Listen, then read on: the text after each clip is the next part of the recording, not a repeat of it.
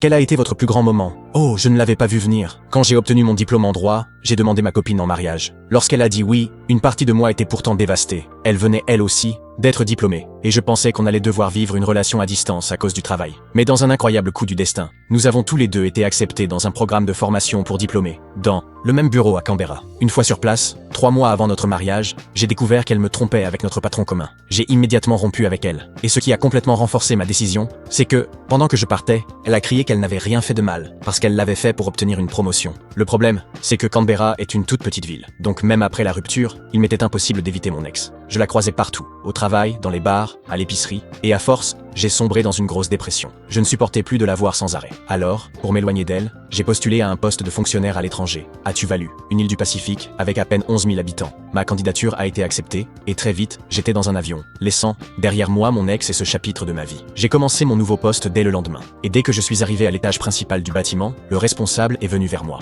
Il m'a dit qu'il voulait me présenter ma collègue la plus proche pour les 2 prochaines années. L'autre seule personne de toute l'Australie à avoir eu ce poste en même temps que moi. Il m'a dit qu'elle m'attendait dans le e-bureau et que c'était celui que nous allions partager pendant les 2 prochaines années. Je suis entré, et qui ai-je vu? Mon ex-fiancé, debout, avec un sourire qui s'est immédiatement effondré dès qu'elle m'a vu.